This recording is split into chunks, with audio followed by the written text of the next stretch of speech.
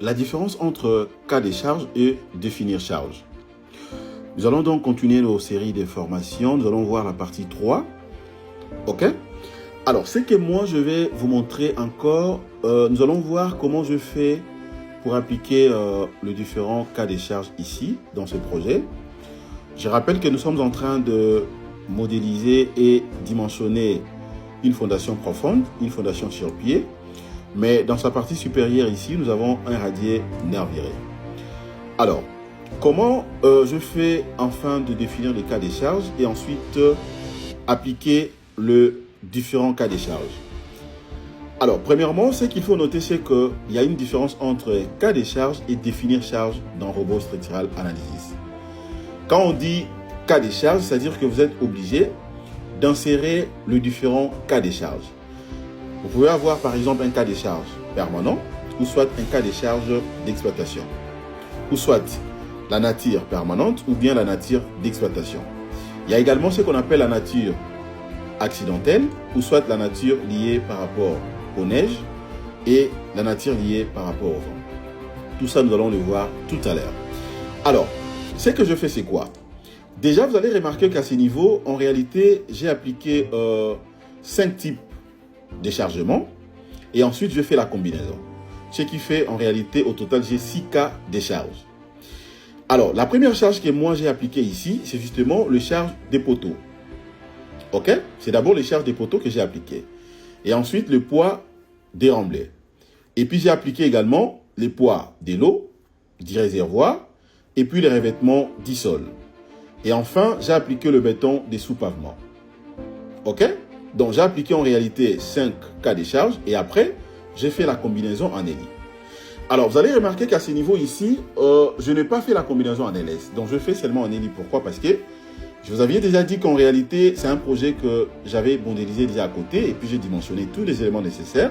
Et ici, c'était question tout simplement de modéliser et dimensionner la partie infrastructure, notamment les cas de la fondation profonde. Comme je l'ai dit, une fondation profonde, bien évidemment, fondation sur pied. Alors, étant donné que je suis obligé directement de dimensionner, eh bien, je me suis dit c'est important pour moi de faire qu'une seule combinaison et donc en ELI. C'est la combinaison que je fais ici. Parce que généralement, la combinaison en LS pouvait m'aider beaucoup plus pour faire d'autres vérifications. Mais comme je l'avais déjà fait au niveau de la structure, donc là, ce n'est pas vraiment important pour moi. Je me suis dit, mieux vaut d'aller directement droit au but. Mais rien n'empêche, je peux également l'insérer, il n'y a aucun souci. Alors, comment maintenant je fais pour appliquer les différents cas de charge? D'abord, avant de définir les cas de charge, avant de définir plutôt les chargements, nous devons d'abord commencer par les cas de charge. Les cas de charge n'est rien d'autre que le fait de dire, par exemple, le charge que moi je vais appliquer, ça sera les charges de nature permanente, ou soit d'exploitation, ou bien d'autres cas de charge. Alors, pour le faire, c'est question de venir ici. Je viens sur cas de charge. Je clique sur cas de charge. Ce tableau apparaît. Dans ce tableau, j'ai la possibilité de tout voir. Je vois tout en tout cas. C'est-à-dire quoi? À ce niveau ici, vous allez remarquer qu'au-dessus, vous avez les numéros des cas de charge. Vous avez la nature des charges, comme je l'avais dit. Je peux appliquer la nature permanente, la nature d'exploitation, nature liée par rapport aux neiges, nature liée au vent, la nature des températures, la nature accidentelle, bien évidemment aussi la nature sismique. Ce sont des cas de charge à définir.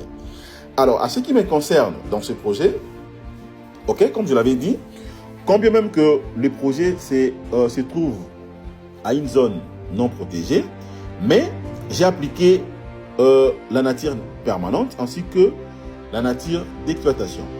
OK?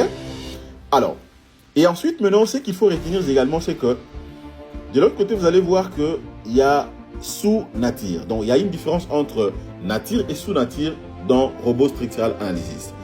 Sous-nature ici, c'est important justement pour définir en fait le type de projet que vous êtes en train de calculer ou de dimensionner. Alors, si par contre que la nature que vous insérez sera d'une manière dont ça sera structurel, il faudrait prendre structurel comme le cas présent. Si ça sera non structurel, donc vous allez définir également ça comme étant une nature non structurelle. Alors, ce qui me concerne, c'est structurel, raison pour laquelle ici, vous allez voir que c'est bien évidemment coché. Alors là, je définis en fait tout ce qu'il faut. Vous avez dans le cas des charges, comme je l'avais dit, et avec la charge ou les charges des poteaux, des poids des remblais, poids des lots, des réservoirs, ainsi de suite.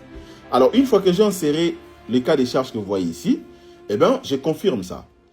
Aussitôt confirmé, et ensuite, maintenant, je peux tout simplement venir appliquer.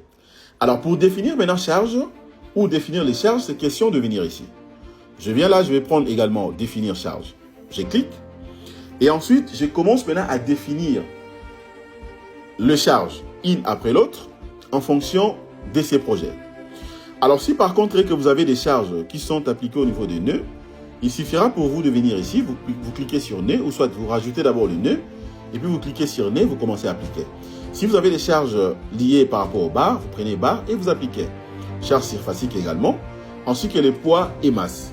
Et puis, vous appliquez. Alors, moi, je l'avais déjà appliqué, raison pour laquelle vous voyez, tout est bien là. Donc, c'est très simple, c'est facile.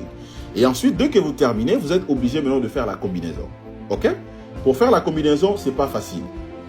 C'est pas facile pour certains, mais moi, j'avoue pour vous dire que c'est simple. Je vais d'abord afficher mes symboles de chargement, de la charge. Ensuite, la description de valeur de la charge. OK, je peux cliquer là-dessus. Voilà. Et donc, c'est ça. Alors, comment je fais pour faire la combinaison? Généralement, nous avons deux types de combinaisons que moi, j'ai utilisées ici. Pour ce faire, c'est simple. C'est question de venir ici sur chargement. Vous avez deux types de combinaisons, manuelles et automatiques. Alors, il faudrait commencer d'abord par la combinaison automatique. Je prends automatique. Là-dedans, il faudrait maintenant choisir la pondération. Ça sera fait d'après quelle norme? Je prends Bael 91. Et ensuite, ici, vous avez 4 types de combinaisons. Vous pouvez prendre soit aucun, ou soit combinaison automatique complète. C'est-à-dire que là, ça va donc générer automatiquement toutes les combinaisons.